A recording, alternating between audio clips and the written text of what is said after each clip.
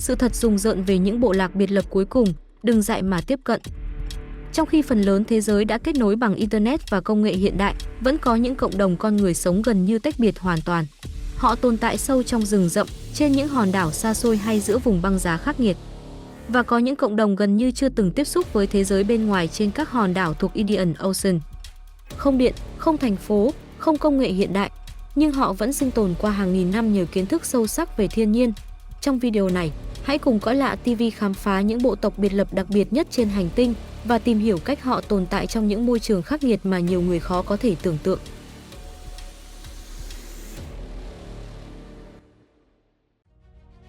Bí mật của bộ tộc Hadza. Nếu người Maasai People nổi tiếng với đời sống chăn nuôi trên thảo nguyên East Africa, thì một cộng đồng khác lại sống theo cách hoàn toàn khác. Đó là người Hadza People, một trong những xã hội săn bắt, hái lượm cuối cùng còn tồn tại ở khu vực này. Họ sinh sống chủ yếu quanh Lake Eyasi tại Tanzania, nơi những vùng thảo nguyên khô và rừng thưa vẫn giữ được vẻ hoang sơ. Trong hàng nghìn năm, người Hadza duy trì lối sống gắn chặt với thiên nhiên. Họ không chăn nuôi gia súc quy mô lớn và cũng không canh tác nông nghiệp cố định. Thay vào đó, cuộc sống dựa vào săn bắt động vật nhỏ, hái lượm trái cây rừng, củ và các loại hạt. Kiến thức về cây cối, dấu chân động vật và mùa sinh trưởng của thực vật được truyền lại qua nhiều thế hệ, giúp họ tìm thấy thức ăn ngay cả trong môi trường khắc nghiệt. Mỗi buổi sáng, khi mặt trời vừa mọc, những người đàn ông Hadza thường rời trại để đi săn. Họ mang theo cung và các mũi tên thủ công. Cuộc săn đòi hỏi sự kiên nhẫn, khả năng quan sát và sự hiểu biết sâu sắc về thiên nhiên. Người thợ săn phải đọc dấu vết trên mặt đất, nhận biết âm thanh nhỏ trong bụi rậm và di chuyển thật nhẹ để tiếp cận con mồi. Trong khi đó, phụ nữ và trẻ em tham gia hái lượm trái cây rừng, rễ cây và mật ong. Một nguồn thực phẩm quan trọng là mật ong rừng, giàu năng lượng và rất phù hợp với lối sống vận động liên tục. Để tìm tổ ong, người Hadza đôi khi hợp tác với Greater Honey Guide, một loài chim có khả năng dẫn con người đến nơi có tổ ong. Sau khi tổ ong được mở, con chim cũng được hưởng phần thức ăn còn lại. Tuy nhiên, cuộc sống của người Hadza đang đối mặt với nhiều thay đổi. Sự mở rộng của nông nghiệp và các khu định cư đã khiến lãnh thổ săn bắt truyền thống của họ bị thu hẹp. Dù vậy, cộng đồng này vẫn cố gắng duy trì bản sắc văn hóa của mình. Mỗi tối, các gia đình thường tụ họp quanh lửa trại, chia sẻ thức ăn và truyền lại những kinh nghiệm sinh tồn quý giá cho thế hệ sau. Trong một thế giới đang thay đổi nhanh chóng, câu chuyện của người Hadza nhắc chúng ta rằng vẫn còn những cộng đồng giữ được mối liên kết sâu sắc với thiên nhiên và lối sống cổ xưa của nhân loại.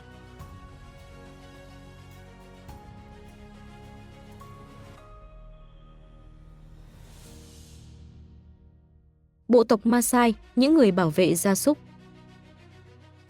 Giữa những thảo nguyên rộng lớn của East Africa tồn tại một cộng đồng đã sống hòa mình với thiên nhiên suốt nhiều thế kỷ. Đó là người Maasai People, sinh sống chủ yếu tại Kenya và Tanzania.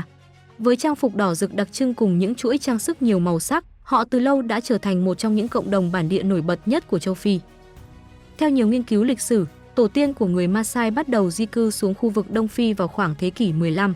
Họ phải vượt qua những vùng đất khô hạn và điều kiện khí hậu khắc nghiệt để tìm nơi sinh sống phù hợp. Trải qua nhiều thế hệ, cộng đồng này đã phát triển một lối sống gắn bó chặt chẽ với thiên nhiên và môi trường thảo nguyên. Trong văn hóa Maasai, gia súc giữ vai trò đặc biệt quan trọng. Những đàn bò không chỉ cung cấp sữa và thực phẩm mà còn là biểu tượng của sự giàu có và vị thế xã hội. Một gia đình sở hữu nhiều bò thường được xem là có uy tín trong cộng đồng. Gia súc cũng xuất hiện trong nhiều nghi lễ và sự kiện quan trọng của đời sống truyền thống. Sống giữa môi trường tự nhiên của African Savannah, người Maasai từ lâu đã học cách tồn tại song song với động vật hoang dã. Việc bảo vệ đàn gia súc trước các loài săn mồi trở thành một phần quen thuộc của cuộc sống. Nhờ vậy, họ phát triển kiến thức sâu sắc về thiên nhiên, từ dấu vết động vật cho đến sự thay đổi của thời tiết. Một trong những nét văn hóa nổi tiếng nhất của họ là điệu nhảy truyền thống Adamu Jumping Dance. Trong nghi lễ này, các thanh niên đứng thành vòng tròn và lần lượt bật nhảy thẳng lên không trung. Người nhảy càng cao thường càng nhận được sự tôn trọng từ cộng đồng. Điệu nhảy không chỉ là hoạt động văn hóa mà còn thể hiện sức mạnh, sự trưởng thành và tinh thần đoàn kết. Ngày nay, dù thế giới hiện đại đang thay đổi nhanh chóng, người Maasai vẫn nỗ lực gìn giữ truyền thống và bản sắc văn hóa của mình. Họ dần thích nghi với những điều kiện mới nhưng vẫn cố gắng bảo tồn lối sống gắn bó với thiên nhiên đã tồn tại qua nhiều thế hệ. Chính sự kiên cường ấy khiến câu chuyện của người Maasai tiếp tục thu hút sự quan tâm của nhiều người trên khắp thế giới.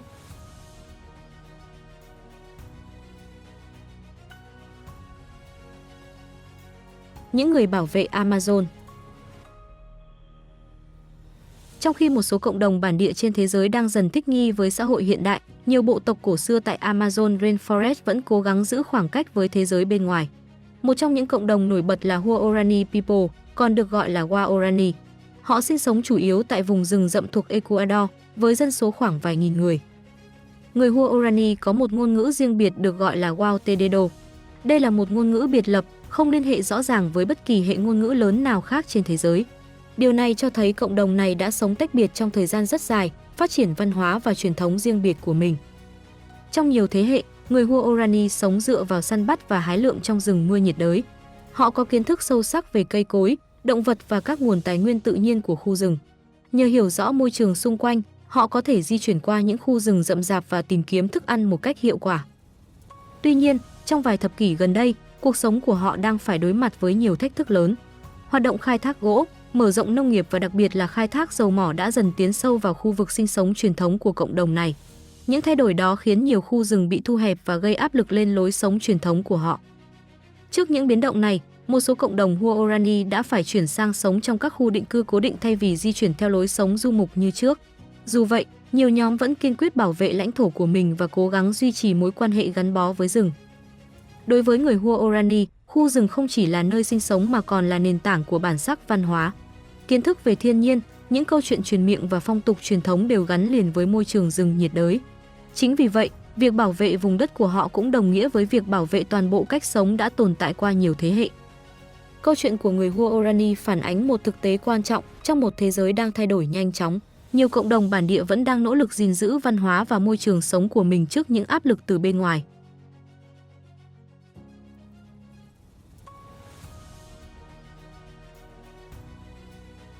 Những nghi lễ cổ xưa ở Papua New Guinea. Khi nhắc đến những nền văn hóa bí ẩn trên thế giới, nhiều nhà nghiên cứu thường nhắc tới Papua New Guinea. Quốc đảo nằm ở khu vực Tây Nam Pacific Ocean này được xem là một trong những nơi đa dạng văn hóa nhất hành tinh. Trên lãnh thổ không quá lớn, nơi đây tồn tại hơn 900 nhóm bộ tộc khác nhau, mỗi cộng đồng lại có ngôn ngữ, phong tục và tín ngưỡng riêng biệt. Sự đa dạng này phần lớn bắt nguồn từ địa hình đặc biệt của hòn đảo New Guinea. Những dãy núi cao, rừng rậm dày đặc và thung lũng sâu khiến nhiều cộng đồng sống tách biệt trong hàng trăm năm. Chính sự cô lập này đã giúp nhiều phong tục cổ xưa được lưu giữ khá nguyên vẹn cho đến tận ngày nay. Trong số những truyền thống được ghi chép bởi các nhà nhân học, có một số nghi lễ liên quan đến cách xử lý thi thể của người đã qua đời. Những nghi lễ này gắn chặt với tín ngưỡng tâm linh và quan niệm về linh hồn tổ tiên của một vài cộng đồng bản địa. Đối với họ, cái chết không phải là sự kết thúc hoàn toàn mà là một sự chuyển tiếp sang một trạng thái tồn tại khác. Một số tài liệu nghiên cứu cho biết rằng trong quá khứ, tại vài cộng đồng hiếm gặp, một phần thi thể của người đã khuất từng được xử lý trong các nghi lễ mang tính biểu tượng. Hành động này không nhằm gây sốc, mà để thể hiện sự tôn kính và mong muốn giữ linh hồn người thân tiếp tục gắn bó với cộng đồng. Theo quan niệm truyền thống, linh hồn tổ tiên vẫn có thể bảo vệ và dẫn dắt những người còn sống. Tuy nhiên, nhiều nhà khoa học cũng nhấn mạnh rằng những câu chuyện này đôi khi bị phóng đại trong các tài liệu phổ biến hoặc phim ảnh. Trên thực tế, những nghi lễ như vậy không phải hoạt động phổ biến và đã dần biến mất ở nhiều cộng đồng khi xã hội thay đổi. Sau khi giành độc lập vào năm 1975, Papua New Guinea bắt đầu trải qua nhiều biến đổi về kinh tế và xã hội. Hệ thống giao thông, trường học và giao lưu văn hóa dần mở rộng tới những vùng từng biệt lập, tạo ra nhiều cơ hội mới nhưng cũng khiến một số truyền thống cổ xưa thay đổi theo thời gian. Dù vậy, điều khiến Papua New Guinea vẫn đặc biệt chính là khả năng giữ gìn bản sắc văn hóa.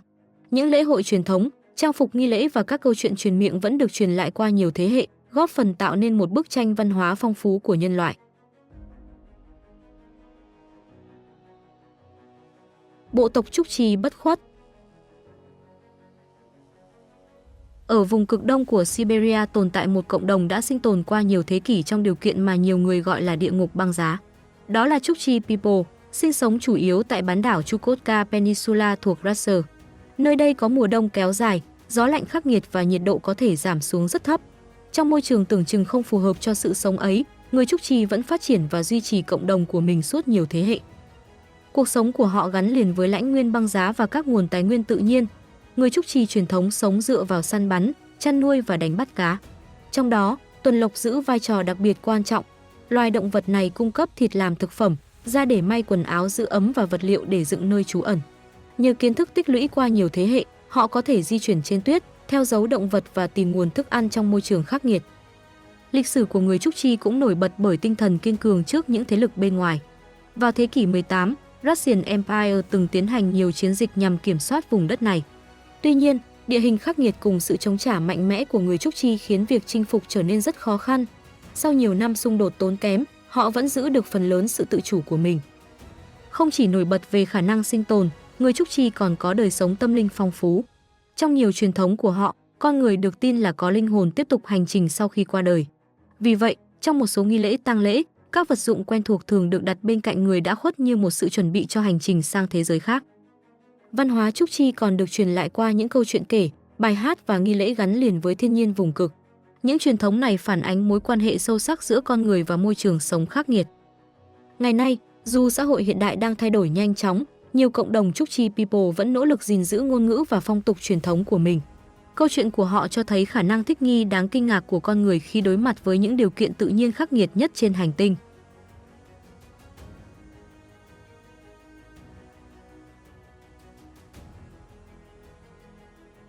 Người Pygmy ở Congo. Điều gì sẽ xảy ra nếu những người có vóc dáng nhỏ bé lại nắm giữ những bí quyết sinh tồn đáng kinh ngạc trong rừng rậm? Ở khu vực Congo Basin, nhiều cộng đồng bản địa thường được gọi chung là Pygmy peoples đã sinh sống hàng nghìn năm giữa những khu rừng nhiệt đới dày đặc. Dù thuật ngữ Pygmy ngày nay đôi khi gây tranh cãi, trong nhiều tài liệu khoa học nó vẫn được dùng để mô tả các nhóm người bản địa có vóc dáng thấp đặc trưng tại Trung Phi. Một trong những cộng đồng nổi bật là Mbuti people, sinh sống trong khu rừng Ituri Forest thuộc Democratic Republic of the Congo. Phần lớn thành viên của cộng đồng này chỉ cao khoảng 1,4 đến 1,5 mét. Tuy nhiên, vóc dáng nhỏ bé lại mang đến lợi thế đáng kể. Trong môi trường rừng rậm với cây cối dày đặc và tầm nhìn hạn chế, họ có thể di chuyển nhanh nhẹn và linh hoạt hơn nhiều người khác. Điều thú vị là Pygmy không phải chỉ một bộ tộc duy nhất. Thuật ngữ này bao gồm nhiều cộng đồng khác nhau như Baka people, Aka people và người Mbuti. Phần lớn các nhóm này sống theo lối bán du mục trong rừng. Cuộc sống của họ gắn liền với săn bắt và hái lượm, dựa vào kiến thức sâu sắc về môi trường tự nhiên. Họ là những thợ săn lành nghề, sử dụng cung tên, bẫy và các công cụ tự chế để săn thú rừng.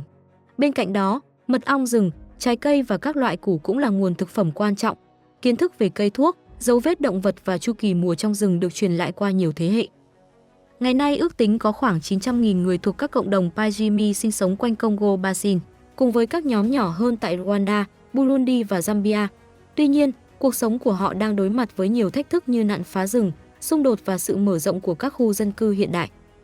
Dù vậy, người Pygmy vẫn duy trì được nhiều truyền thống và kiến thức sinh tồn quý giá trong rừng nhiệt đới. Câu chuyện của họ cho thấy một điều đáng suy ngẫm, đôi khi những cộng đồng nhỏ bé nhất lại nắm giữ sự hiểu biết sâu sắc nhất về thiên nhiên và cách con người có thể sống hài hòa với môi trường.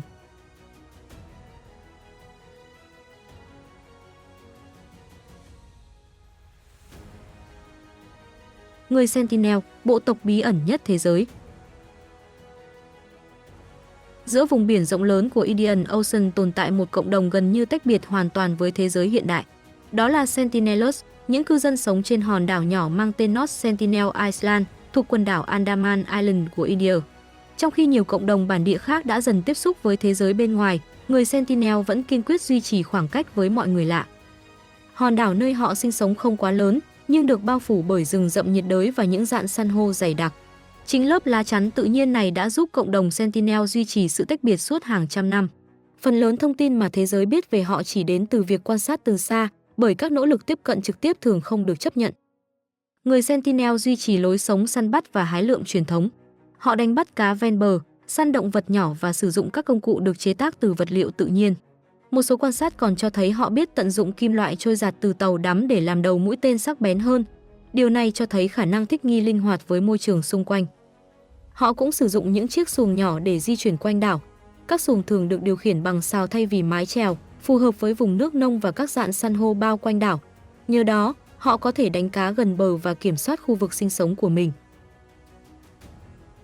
Sự kiên quyết tránh tiếp xúc với thế giới bên ngoài khiến người Sentinel trở thành một trong những cộng đồng bí ẩn nhất hành tinh. Nhiều nhà nghiên cứu cho rằng thái độ này có thể liên quan đến lịch sử tiếp xúc khó khăn của các cộng đồng bản địa tại quần đảo Andaman trong thời kỳ thuộc địa, khi bệnh tật và xung đột từng gây ra nhiều tổn thất. Ngày nay, chính phủ India đã thiết lập vùng cấm nghiêm ngặt quanh North Sentinel Island nhằm bảo vệ cộng đồng này khỏi sự xâm nhập bên ngoài. Thế giới vẫn còn rất nhiều cộng đồng bí ẩn mà chúng ta mới chỉ hiểu được một phần nhỏ. Những bộ tộc biệt lập này không chỉ khiến chúng ta tò mò, mà còn cho thấy con người có thể thích nghi với thiên nhiên theo những cách đáng kinh ngạc. Nếu bạn thấy những câu chuyện này thú vị, đừng quên nhấn like và subscribe để ủng hộ kênh. Và hãy cho mình biết trong phần bình luận bộ tộc nào khiến bạn bất ngờ nhất. Hẹn gặp lại bạn trong những video khám phá tiếp theo.